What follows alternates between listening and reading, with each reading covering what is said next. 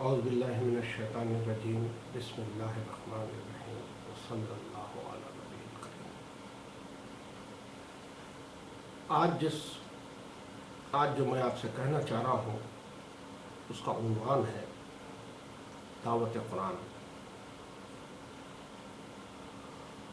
قرآن کے سورہ مریم جو 19واں سورہ ہے اس کی آیت نمبر 97 میں یہ بات بتائی گئی ہے قرآن کے بارے میں کہ قرآن اس لیے اتارا گیا ہے تاکہ وہ بشارت دے متقیوں کو۔ اس میں جو لفظ بشارت ہے اس کے معنی ہوں گے گڈ نیوز کے، یعنی قرآن اس لیے نازل کیا گیا کہ وہ گڈ نیوز یا ایک اچھی خبر دے ان لوگوں کو جو متقی ہیں۔ اس کا مطلب یہ ہے کہ گڈ نیوز ان لوگوں کے لیے ہے جو اس محدود زندگی میں تقوی پر چلے اور احسن العمل کریں۔ ان کے لیے بشارت ہے ابدی جنت کی۔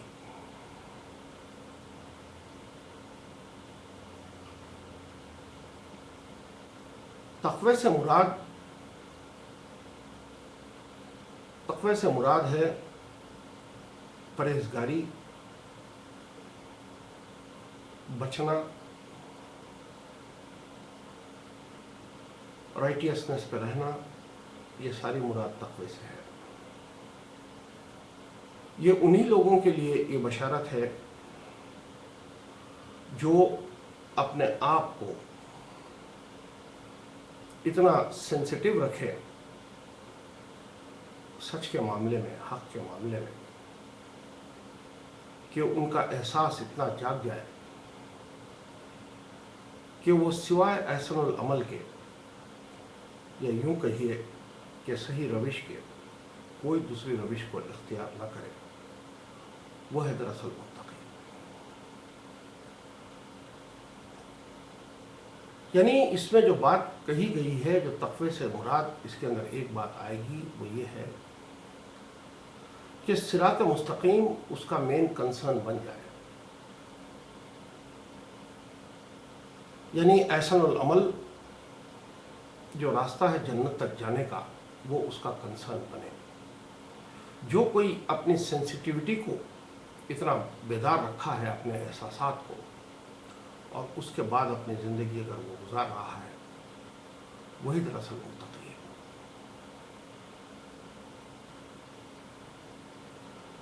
تقوی سے جو چیز انسان کو ہٹاتی ہے وہ ہے ڈسٹریکشن۔ ڈسٹریکشن سب سے بڑا فتنہ ہے جو انسان کو اپنے منزل تک جانے سے روکتا ہے۔ یعنی انسان اپنے آپ کو ڈسٹریکٹ کیے بغیر اپنی زندگی کا سفر جاری رکھے، یہی متقی کی نشانی ہے۔ ڈسٹریکشن اپنی زندگی میں نہیں آنے دینا، ڈسٹریکشن سے بچنا، یہ بہت لازم ہے۔ یہ اس لیے لازم ہے کہ جو آدمی اپنے آپ کو ڈسٹریکشن سے بچا پایا وہی اپنے سینسٹیوٹی کو زندہ رکھ سکے گا، اور وہ اس کو لیڈ کرے گی ایک رائٹ فل تھنکنگ پہ۔ ایک رائٹ تھنکنگ کا ہونا بے انتہا ضروری ہے، اس کے بغیر کوئی انسان متقی نہیں ہو سکتا۔ قرآن میں ایک جگہ بتایا گیا ہے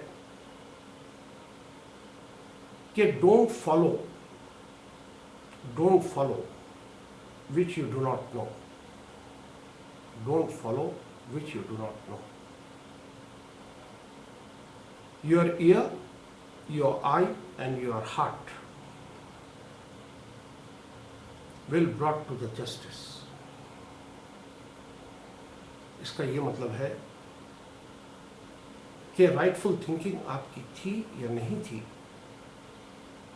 ڈسٹریکٹڈ تھے یا نہیں تھے، یہ جسٹس پہ لایا جائے.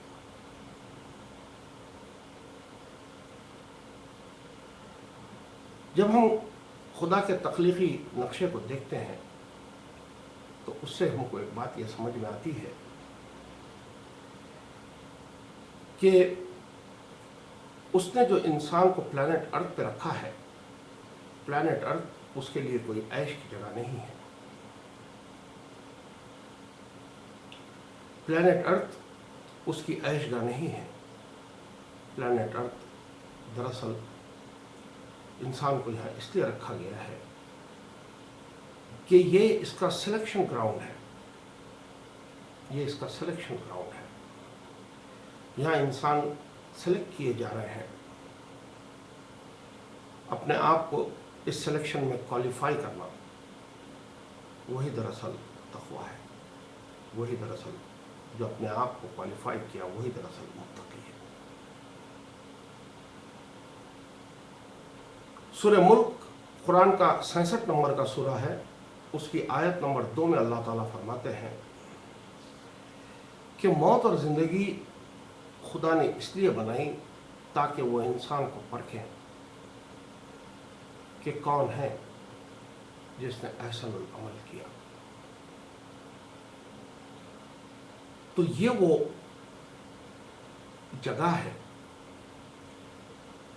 آپ کا ارتھ کے بارے میں سب سے پہلا جو کریکشن ریکوائرڈ ہے وہ یہ ہے کہ اس کو جان لینا کہ یہ عیش کے لیے جگہ نہیں بنائی گئی ہے. یہ امتحان کے لیے بنائی گئی ہے. جو انسان اپنے آپ کو خدا کے بتائے ہوئے ٹیسٹ کے اندر یہاں پورا کرے گا، وہ موت کے بعد کی زندگی میں جنت پائے گا. سورہ مریم کی اس آیت میں یہی بات کہی گئی ہے. یہی ہے وہ دراصل گڈ نیوز جو انسان کو دی گئی ہے.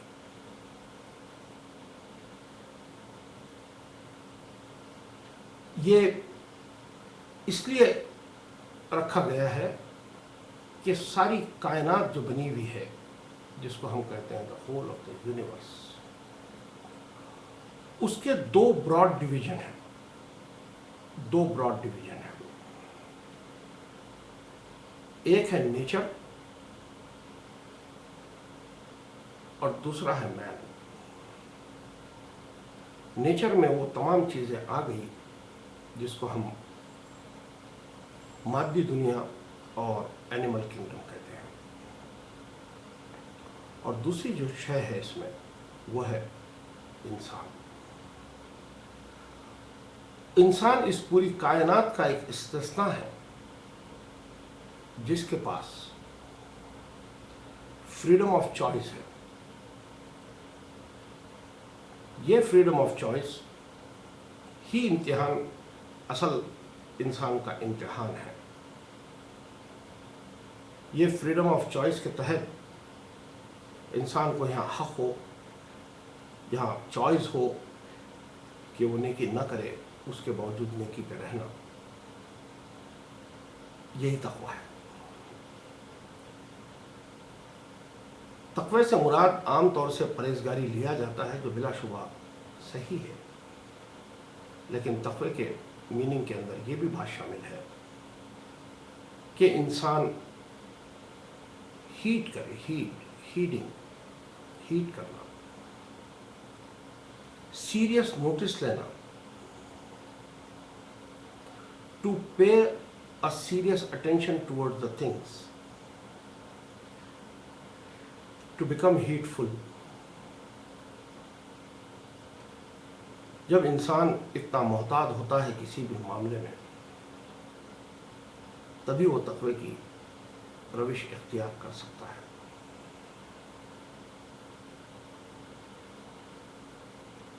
قرآن کی ایک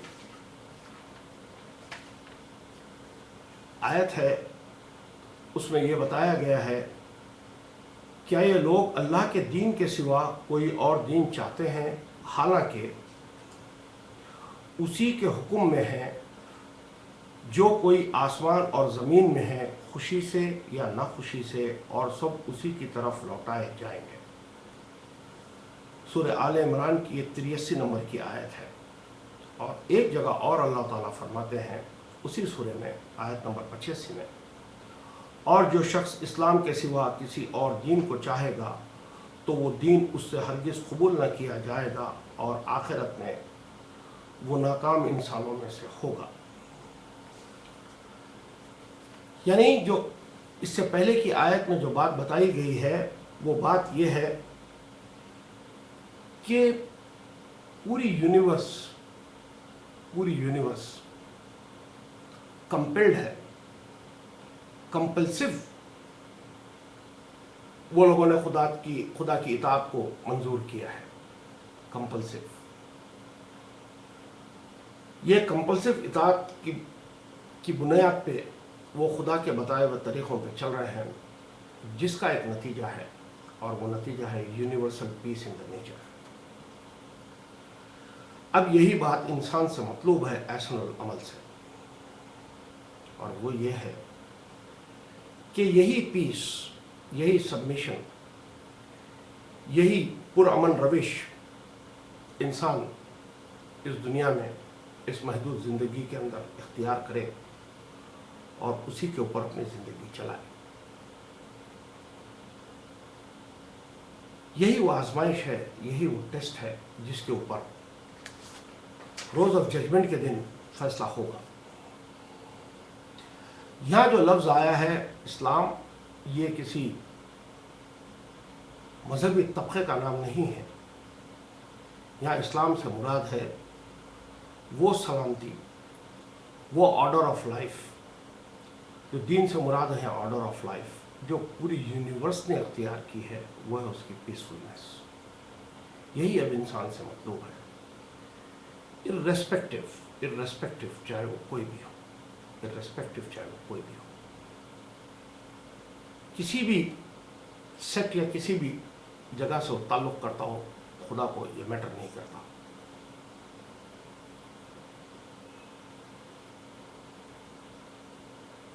ایک بات یاد رکھیے، خدا عادل ہے، خدا انصاف کرنے والے ہیں۔ اس میں ڈسکریمنیشن نہیں ہو سکتا کہ کوئی بلیفز کی وجہ سے کسی انسان کا کوئی میٹر کیا جائے، ہرگز نہیں۔ اس کے سمپل لاز ہے، اس کا دین سمپل ہے، وہ ہے آرڈر آف لائف، اور اس کے آرڈر آف لائف کے اندر جو سم امورن ہے، جو ریکوائرڈ ہے، وہ ہے پیس۔ پیس اس لیے ضروری ہے زندگی میں، پیس اس لیے ضروری ہے نیچر میں، پیس اس لیے ضروری ہے پوری کائنات میں، کیونکہ peace is the gateway to all progress and success. Peace نہیں تو کوئی پروگریس نہیں، پیس نہیں تو کوئی سکسیس نہیں۔ یہ وہ گڈ نیوز ہے جو انسانوں کو قرآن دیتا ہے کہ اپنی آرڈر آف لائف کو، اپنے دین کو اسلام بناؤ۔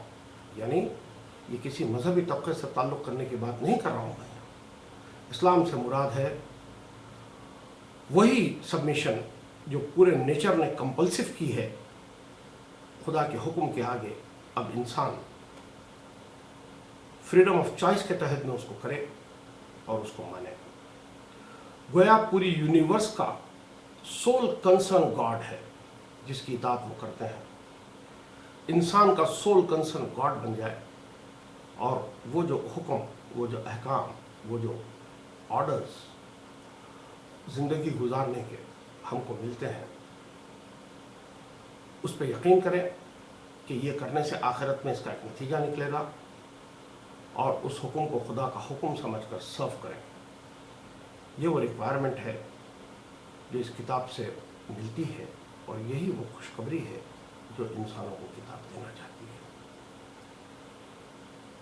بہت ضروری ہے کہ پیس ہو، پیس، اسلام ہو، ہر انسان مسلم ہو۔ یہ مسلم، یہ داڑھی ٹوپی والوں کی بات نہیں کر رہا ہوں یہاں پر میں۔ یا مسلم سے مراد ہے person who is at peace. He may be a Hindu, he may be a Jew, he may be a Christian, or he may be anything else. He may be atheist. As long as he is maintaining the peace, with himself, with the fellow being, with the environment, there is no problem. There is no problem. That is what the Quran is all about. This is the message. I hope you may accept this. وآخر دعوانا الحمد لله رب العالمين.